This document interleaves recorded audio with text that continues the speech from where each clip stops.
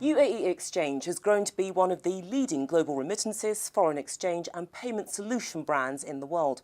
For their continued success, they've been awarded FX and Payment Solutions Firm of the Year in the UAE for 2016. Well, their CEO, Mr. Promoth Manghat, joins us today to discuss their achievements. A very good day to you. Hi, thank you. The company was founded in 1980, so can you tell us about those early beginnings and, more importantly, the services that you provide for your customers? UAE Exchange started in 1980 when the whole Gulf was in the pace of putting up the infrastructure, were the new things coming up specifically after the oil getting explode, and country was formed UAE in 1971. So UAE Exchange got started to address the burgeoning needs of the expatriate workforce who have to remit money back home. And back then, banks were not in the right position to handle this service. So that's where the founders of UAE Exchange started this service where people can send their money at their wish. One of the very small single promise of making the service available at any point of time, where the exchange was open 7 days a week. Exchange was open long working hours with a small single promise. And that service mentality to make sure that making it available with the new products and services grew over a period of time beyond UAE to Gulf countries at large, beyond Gulf to the global at large. So that has been the value which we hold since then, even now, to make sure that how can you make services available to more and more customers across the globe who are expatriates who want to remit money back home. And it's a very challenging field in which you operate because you've got fintech startups that have moved into this territory, and also customers are switching to digital means of moving their money around. So how prepared are you in terms of facing these hurdles and taking on those challenges? UAE Exchange is 36 years in this industry, and I am within this for the last 16 years. So I've seen technology has always been part and parcel of this industry. We can't, at times, we get confused. Are we a technology company or a money transfer company?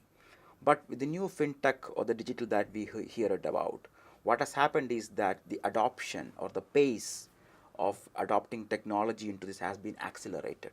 So we have been always in the forefront, so we are a channel agnostic player in terms of offering it. We source transaction from stores, we source transactions through online, through mobile apps, through kiosks. We distribute it across in different ways. So it's not that we take a stand that we only offer services through the stores. The digital for us is a newer way of doing things. It could be the way we source the transaction. It could be the way we process it. The way it could be we distribute the payments. So we are in the forefront. We work with digital players a lot. We joint venture with them. We have acquired capabilities in terms of the digital, and we have got large technology team, which is on a tech phase technology team of 400 people who really work day in day out in bringing out new products and services. So we take it as a fair challenge, but we see that how can we work with these players in terms of capability, and same time incrementally what we can do more to the customer. So it's a fantastic time to be in, where we are able to innovate new things. A changing field, and one that doesn't intimidate you. You're not daunted by the challenge. It sounds as if you relish it. Yeah, that has been the thing. If I want to bring an example, till 1995, whenever we do a transaction, it takes 7 working days to put across the payment to the beneficiary.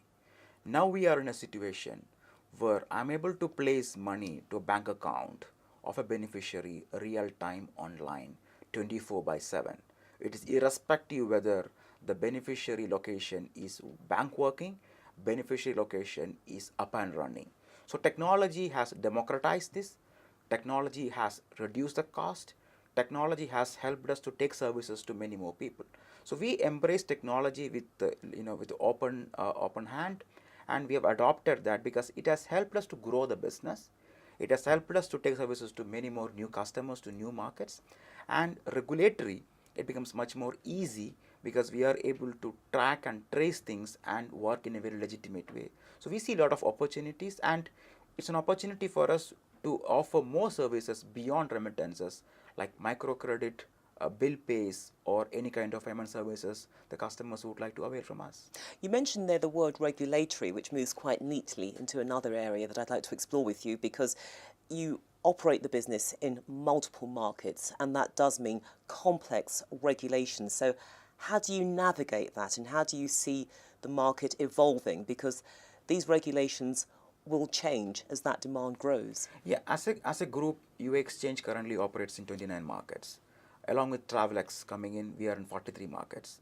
And with Express Money, which is our franchised brand, we cover almost 150 markets. So this business has to be run, I don't know whether international or global, I should say, it has to be run on a very global scale. And in the post 9/11, in the last 1.5 decades, the regulatory thing on financial transaction, especially on cross-border payments, has been come under very high surveillance. And what we have seen as a global player is that it has been a unique competitive advantage. Because when you're regulated, because we are here for a long term, we are here for long term, for a long run. So it's always better to be falling under regulatory regime that you are creating a level playing field and you do things in a very legitimate way. Yes, it poses you challenges in terms of ways of working, but that's an opportunity where you can bring it up and to do that. And we have seen that our growth, our organic and inorganic growth, happened in the last 8 or 9 years where the regulatory regime was at the peak. So I don't think that it can be an impediment. Yes, you need to have got active engagement. You have a large compliance and regulatory team which was absent 1.5 decades back, which is a new trend of the business. It's all about how you go out looking at to do that, because end of the day, any institutions like us don't want our system knowingly or unknowingly, directly or indirectly, being tainted off. Okay. And in terms of your customer-centric approach, it seems to be driven by three key principles: people, product, and process. The business is rolled out around the world, so how do you ensure that you maintain that standard so that you keep your customers with you? So when you look at our brand UAE Exchange, you see a very punchy tagline called "Service is our currency," and we really stand for that. And that's where customer centricity has always been the core, because we are a retail brand, and we make our flows with millions of customers coming and endorsing services of us.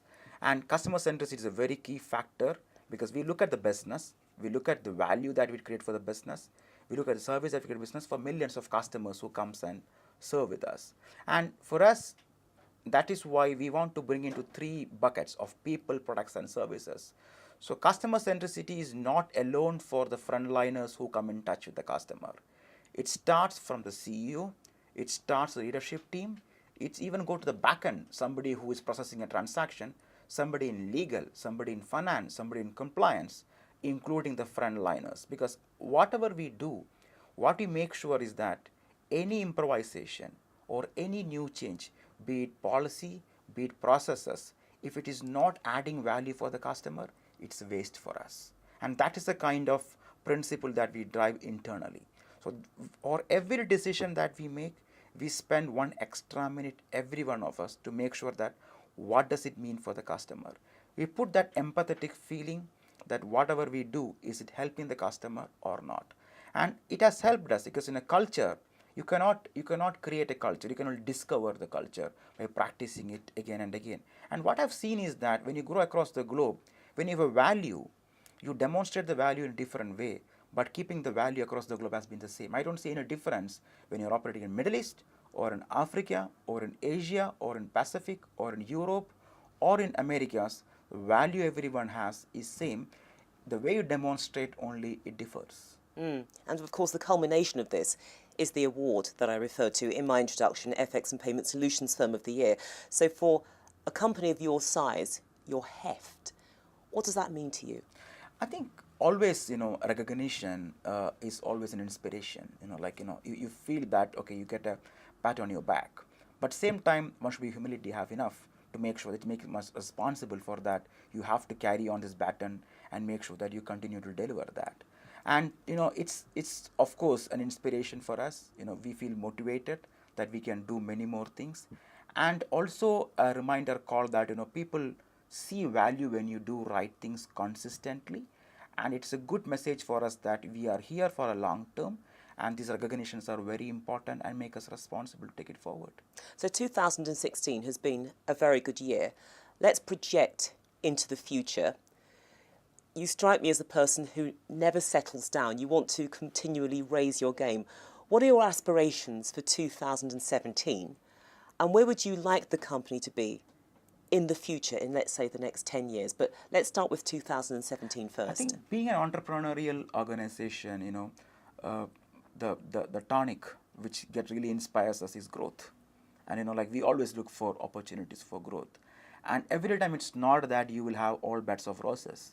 You will have challenging times. But the opportunity is that how can you convert those challenging situations into a real opportunities for growth.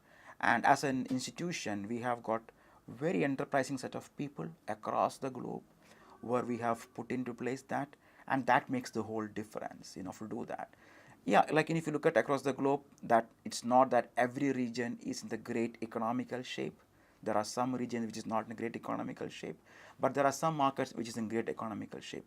So being a global company, you have that advantage to play that. In some markets, you have, some markets you don't.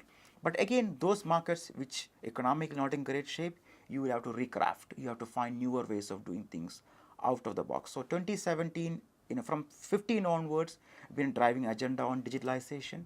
That continues to be our growth agenda for it. We have bring in a lot of services, automate a lot of processes, which continues to be the agenda for 2017. We will expand to new markets. 16, we entered some of the new markets in Asia, like Singapore, Thailand, which was not there earlier for us. So those markets will continue to have a growth. And some of the big markets like US, China, and India will be our continuous growth story going forward as well. So good times ahead. We're hoping for the best. Excellent. Promoth Manghat, thank you so much, and good luck with your ventures. Thank you so much. Thank you. Thank you. Mr. Promoth Manghat, on behalf of the European, I congratulate you on your success. Thank you so much, Dylan. Thank you so much. It's an honor. Thank you.